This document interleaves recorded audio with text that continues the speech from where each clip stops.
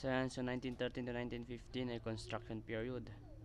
And sa 1915 naman at 1917 ay Colegio del Santisimo Rosario. Ayan, at marami pang iba guys, no? Ito yung naging retreat house ng mga Dominicano. Ito. Ayan, kung mababasa natin yan guys ay pinatayo daw tong bahay na to, bahay bakasyonan ng mga Dominicano sa Dominican Hill sa Baguio, 1913 to 1915. Ayan. So ito yung loob niya guys. So bawal kasi pumasok ngayon kasi umuuga na daw yung building. So hindi natin makakapasok. Pero ang ganda. Ang ganda ng loob niya.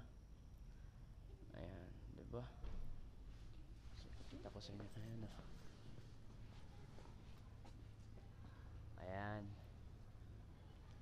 So dito makikita natin dito yung mga kwarto. Ayan ang luluwag ko. Talagang old na siya.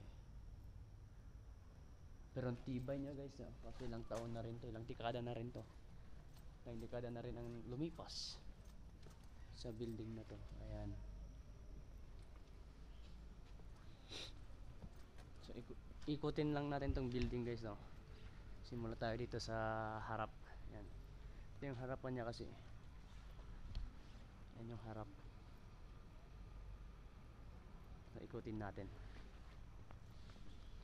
So ayun, ikutin muna natin yung building. And ito yung pala yung view. Pine trees. Oh yeah. At dito naman sa kabilang dako ng mundo.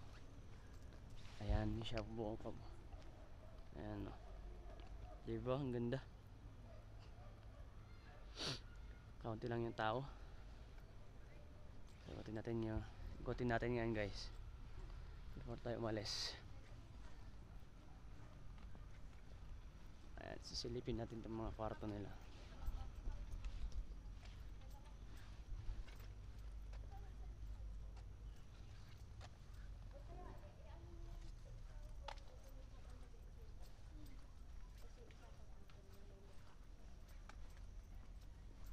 So hindi tayo makakapasok ngayon dahil sarado. Ito. Ano to? Bodega yata to. Fire exit nila yata to guys.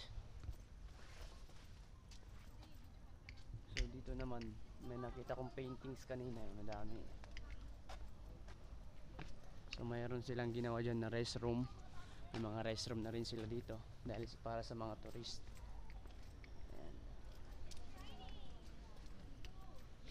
Meron tayong nakita kanina ng magagandang paintings. Saan na kaya yun? No?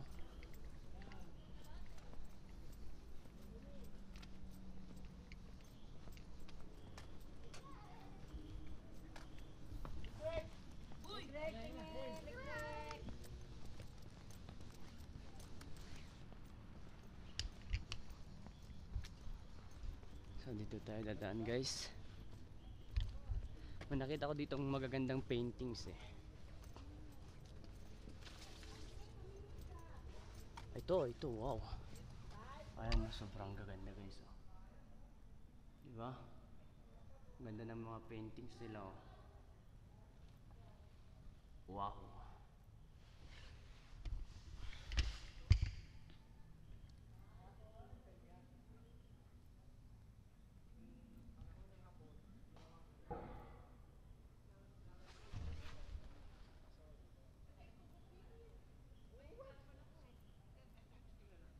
Okay, so yun lang guys. So yun lang.